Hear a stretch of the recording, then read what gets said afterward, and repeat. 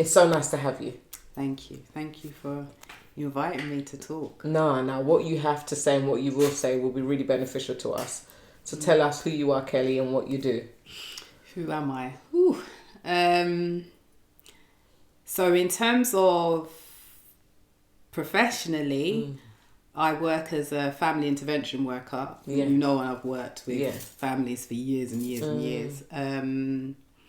Working with predominantly like hard to reach young people, hard to reach young families where they've had loads and loads of services involved in their lives. Yeah. Lots of intergenerational kind of patterns of negative behaviour. So things like substance misuse, domestic violence, gangs, mental health, the whole shebang, you know. And I think it's becoming more complex now. Yeah, it is.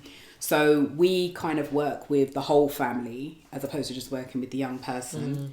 So that's including the parents, the young person's it could siblings, be a grandmother, uncle, aunt, you know, whoever's connected to the family who they want involved, who maybe has who engages with the family, do you know what I mean, and kind of, you know, can add some value basically. You're having to dig deep. Having to go deep. You in the homes? Yep, go into the homes. Poor mental health is huge. Wow. You know what I mean? It's huge, from like maybe grandparent to parent to now child is starting to, you know what I mean, it's starting to repeat certain patterns. And it may not necessarily be their mental health, but it's learnt behaviour. They then carry that on to their children. So it's a lot of kind of digging. We do a lot of developmental histories, which is like maybe digging into their past. So you know, we'll look at like, what was your pregnancy like? Oh wow. Which I thought, why would that have anything to do with what's going on with Johnny now?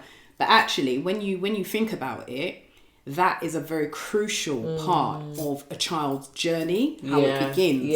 And you don't consider it beginning from inside there, though. You don't even think about giving birth is the beginning. You think, exactly. But then research will show that whatever stresses that the mother may be going through during the pregnancy or even before, the baby feels it. They talk about the cortisol, you know, that babies are kind of are given cortisol by the mother because of their stress levels. And babies are often born, you know, already quite frightened. So if a mother is experiencing domestic violence, that child is feeling that stress and is often born, and they may be frightened. You know, they might be frightened when they hear noises, which generally they are, but it's different. It's heightened. It's heightened. So you get to understand that, you know, these families, they're not just bad breed and you know what I mean, they're just out of order and they just need to pull themselves together. Actually, there's a big story behind. And it's not easy to work through that because people have to be ready to, you know, to be able to own their own truths. And so that's my kind of day job, but I'm also a counsellor as well, which also helps with, you know, the day job as well. I always hear that term, own your truth. You know what I mean? It's all over Oprah, it's all over Ilania Van Sant, it's all over the internet. And it's like, it's such an ambiguous term. I'm just like, what is own your truth? Own your truth. Now, I've only really started to understand that, I think, for myself personally, recently. I would say like maybe in the recent years, you know what I mean? Like very kind of recent years. You need to be able to tell yourself the truth about what's actually happening with no heat and no judgment. You know, Ian Van Sant talks about, you know, look at yourself with no heat and no judgment. Think, what's that about? That's about in terms of what I understand of it, and is you need to be able to sit in those really uncomfortable spaces of your life. Because what we tend to do is we do the most in order to kind of distract us from sitting and saying, do you know something? Actually, I messed up. I've got to own that. Actually, I messed up. And we're all frightened of being vulnerable to actually say, I messed up. It's pointing back at yourself. It's taking full responsibility. you've messed up. Own it. It's okay to own it. Yeah. Yes, people may cuss and may point the fingers at you. Oh yeah, but the reality is, so what? Yeah. It's happened. Yeah. But once you're able to own that and allow yourself to sit in that space, in that really uncomfortable space, and not run away from it, and just allow the feelings to kind of wash over you. Yeah. Then you're at the stage of you're ready to start doing something different. You wanna build some new habits. You wanna explore where that comes from. Yeah. For me, how I've worked on it is just build that relationship in order for I challenge, just gently challenge. Yeah. And we go deeper and deeper and deeper. And before they know it, they're at a stage where they're like, actually, this is my fault. Yeah. And I am actually responsible for this. How have you seen negative relationships impact children? It's the cornerstone it's the core of the child's life. Relationship, how they see their parents relate,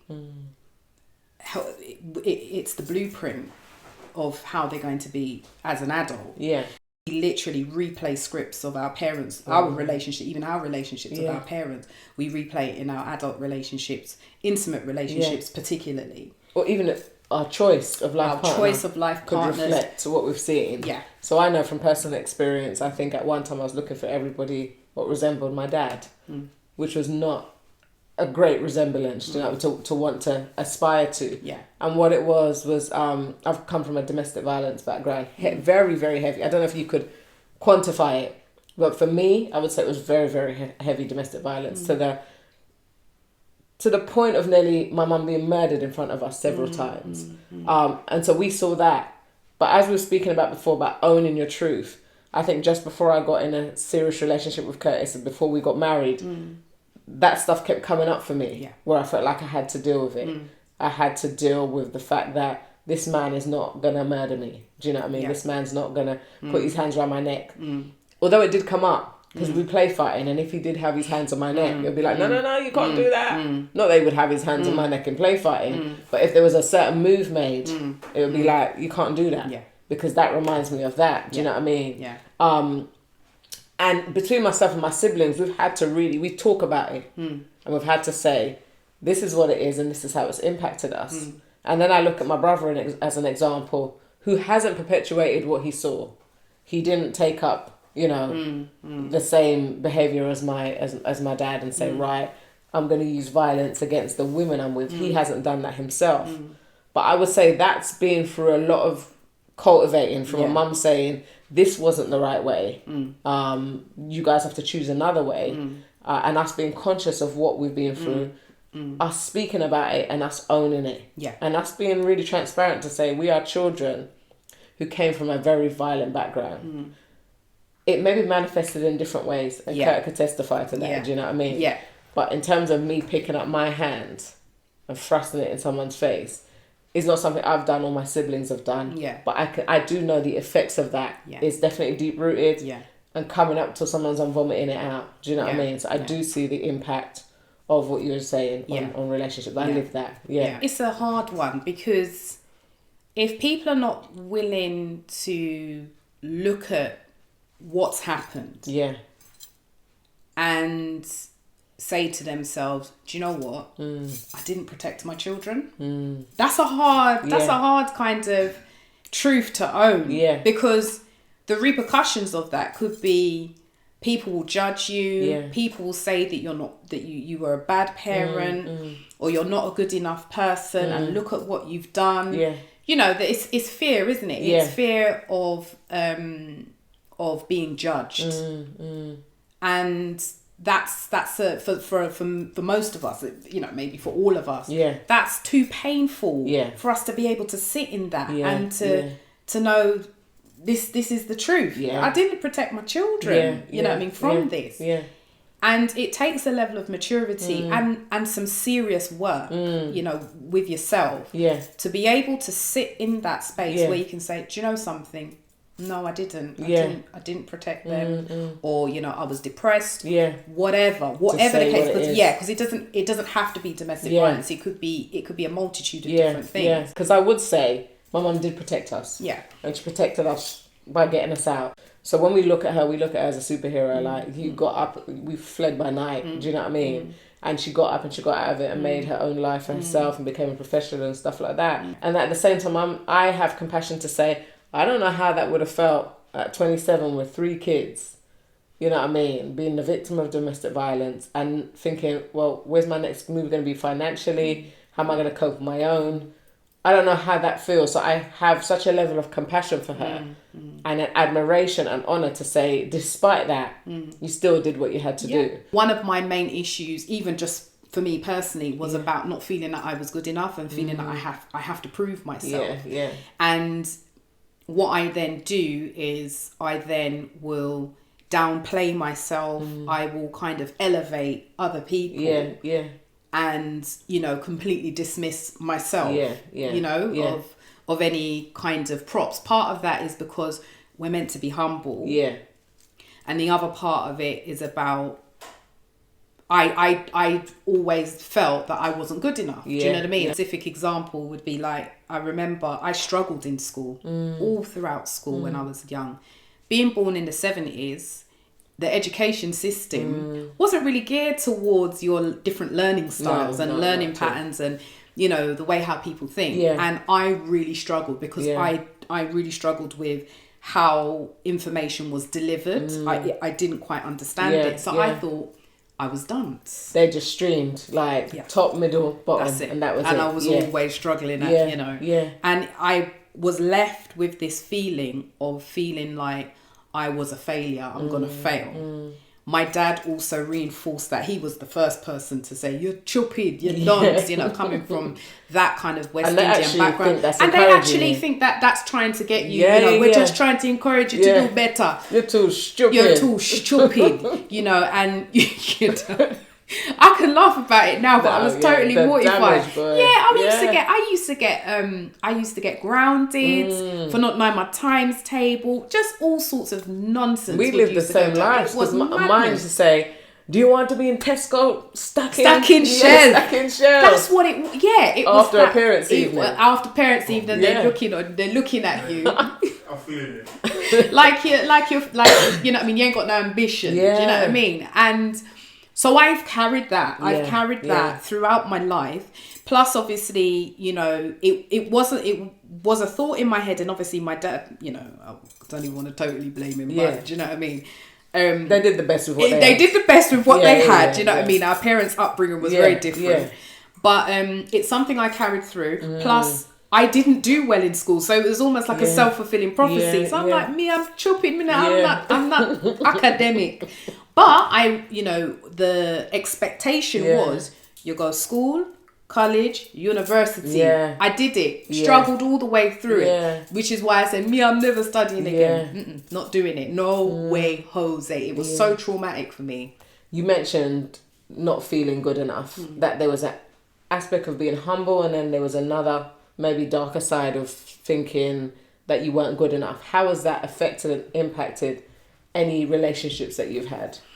Oh, it's had a massive impact. I think for me, you know, dating people who were deemed as more intelligent than myself was a way of almost kind of pacifying. You know, I'm not good enough, but, you know, I'm dating somebody who is good, who in my eyes, you know, is good, and they seem more intelligent than me.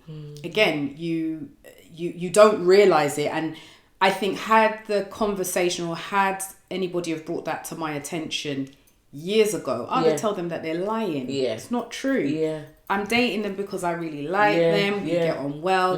But no, actually, the truth of the matter is that I always had a lesser kind of a negative kind of view of myself and what I was able to be, who I was, you know, and as a person, that, you know, I'm not good enough, and, you know, when I have this person, then I am deemed as good enough. Like a prop. Like a prop.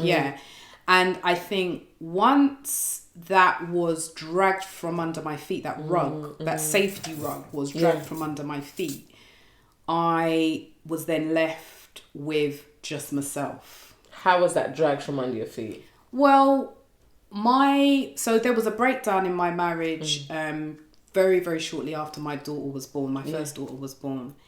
And all my fears that I'd feared in terms of I never wanted to be like a single parent. Yeah. It all then became a reality. And I'm thinking, okay, so who am I now? Yeah. How, like, what do I do? Yeah. How do I take care of this child and not feed or give her I didn't want a repeat cycle of what I'd experienced, because my mum and dad, you know, divorced when I was 16.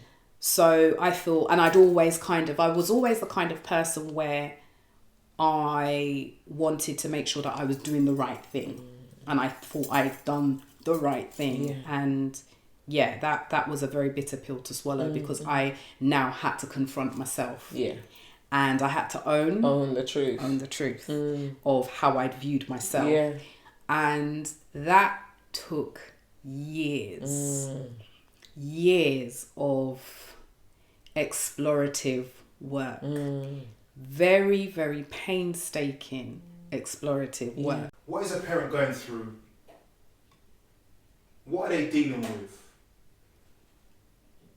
Because it's evident they're not able to look after their child. They're not able to train and mould their child's character. What are they doing? What are they dealing with? They're dealing with themselves. So if a parent isn't taking care of their child, then that's a reflection on how they're handling themselves, how they're taking care of themselves. What do you think? I mean, in your experience, what's going on? Often depression. You know, some parents, a lot of parents go through very, very low points in their lives. I can definitely testify. Yeah, me too. You know, you ain't got no money, you got to keep a roof over the head, bills are coming in, money ain't flowing, relationships with family, intimate relationships, whoever, you know. Just saving face. It's so hard. It's hard for us as parents to take the mask off. And take the mask of perfection off. But what we don't realise is what we're feeling inside is being transferred to the child. The child is picking that up. And what the child does, and as we always say, that a child is just a sponge. They're just a product of their environment. And they're reenacting what you're feeling about yourself. Wow. See, I'm thinking about my little one as you're saying that, because I'm just sad. Yeah. And often... And I'm like, why are you sad? Yeah. I'm just sad because you're not happy with me. And I said, I didn't say that. But maybe I'm doing something it's that's a making her think. You're transferring just something give me a minute. into her. That means I'm saying I'm not happy. And I'm not actually saying that. Yeah. But maybe you're transferring something into her that you're not even aware of. Wow. And it's when you go and you take that time to really kind of explore, all right, what's really going on with me? Then you're able to then own certain things. Actually, I'm tired, so I'm very kind of short. So the children get the rough end of the stick, as opposed to, you know, recognizing self-care and actually I need to have a break. I need some time to myself, or whatever it is that you do to take care of yourself. Yeah. You know, everybody's talking about self-love is this big buzzword right now, but actually, and I found that quite difficult, actually, self-love, because coming from a Christian background, you think self-love means that you worship yourself. Yeah. I did think that. Above you God. Can't love yourself. You can't love yourself. You have to love God first. Yeah. But you're supposed to love yourself in order to love others. If God's made us in the image of Himself, why are we then not loving ourselves? Yeah. Why? Do you understand? Yeah. And we then kind of like get into this cycle of, oh no, you don't give yourself props. Yeah. You don't kind of celebrate yourself because you've been taught, no, it's you're supposed to love God first. You know what I mean? Yeah. And then what happens is that's why, you know, mental health is so prevalent. I think it's always been prevalent. But because we are now a lot more educated, I think with the rise of technology and things, we're now more aware that actually it is so important to take care of yourself. And that, for me, helped me, that kick-started a journey for me into investing in myself, exploring my stuff from my past. It's taken years, 2.5 years with a therapist. I've never invested so much money. Wow. You have to pay for that. And it's very expensive. I thought that was actually part and parcel of the profession. It's part and parcel of the profession. You know, once you're qualified, you don't have to have therapy, although it's probably a good idea that you probably be in therapy, because you're holding a lot, you're containing a lot. It's a lot. And I know for me that I become quite overloaded very quickly because I'm juggling many balls. For me, I need my therapy. I need 50 minutes where I can just say about whatever, anything that I want to say, and I feel so much better afterwards. That's part of my self-care. Or for someone who does not have the ability to access, I suppose we do have the ability to access, but financially maybe you couldn't afford a therapist. How do you self-care without that outlet? I think, so there's some key fundamentals that you need to have. You need to have a good support network. So support network could be really good friends. Because, you know, I'm aware that not everybody has a good relationship with their family. I'm fortunate enough to have a good relationship with my mum, my siblings, you know, my extended family members, where I can, I can have a moan to. And, you know, and funny enough, my brother and my sister are both in the caring. My brother works in mental health and my sister's a social worker. So we can kind of banter off with each other. And my mum has worked in kind of like a social care setting when she worked. So we get it. My friends, I've got a small group. You have to kind of know who you can be totally honest with. When you find those who you can be when I mean totally honest, to the bone. I mean like bearing your soul. The pretty, the ugly, the uncomfortable, everything that you can say to, and it doesn't shock them, they don't judge you, but what they will do is they'll be real with you, and it's done from a place of love. They just want to see you win, so that means that they have to have honest conversations with you when you're not doing the right thing. It's important for them to be able to pull you up. Where do you find them? You cultivate like that, but where do you find them? I think you have a relationship with yourself first. That's interesting. When you have a relationship with yourself first, automatically that then will disperse to the people around you. When you're able to be transparent and be open and be honest with yourself, then it gives others permission to be open and honest with you. And that's how relationships are built. You attract the right people? You attract the right people. You know, people are ready to, you know, open themselves up, because everybody is wearing a mask. We're all wearing masks. You know what I mean? Nobody wants to be caught slipping. Do you know what I mean? We're all trying to, you know, have our stuff together, or act as though we need, you know, everybody's got their stuff together, and everybody's looking at everybody else thinking, why, they look like they got their stuff together, and look at me, my life's a mess. Do you know what I mean? So I think once, you know, you're able to actually fully take the mask off, and you will attract people, and it could be long time friends that you've had that you've now gone to a deeper level, and you can engage in that kind of in that kind of relationship. So the support group, the support network is really important, because they will hold you when you need to be held. They will tell you off, but they will tell you the truth, tell you about yourself when you need to be told, but they will also affirm you when you need to be affirmed, and it's vice versa. You do exactly the same, because we do lots of reading, we read lots of self-help books, and they're amazing. But if you're not able to put that into practice, and you're just relying on yourself and you think you've put it into practice, the theory is null and void. You've just wasted time in just reading. So in order for it to actually be fruitful, it requires your support network being able to help you to move to that next level. So I've got my therapist. You got your support I've network. got my support network. Yeah, and for me, a relationship with God. Yeah. You know, I've had my own struggles with my relationship with God. You know what I mean? I think, you know. So have we all. But not everybody will admit that. Not everyone will admit that. And I think I had to be really bold about actually, I struggled with believing whether he existed. Yeah. Especially when, you know, things happened that I thought I had completely kind of safeguarded myself against, and I felt, you know, I was very aware and I was doing the right thing, and it happened. And I thought, well, why'd you let that happen? Why would you let something like that happen to me? Do you know what I mean? And I remember kind of I went through a really, really particularly rough time, and I just said, you know something, I'm beginning to think that God, you know, God doesn't exist. And it was difficult to even admit that to myself. Yeah. You know, we can distract ourselves by doing the most, but actually we're not doing anything. Yeah. And I had to be open and honest. I don't think I believe anymore. But what I did say is, if you are true and if you are real, I need some proof. Yeah.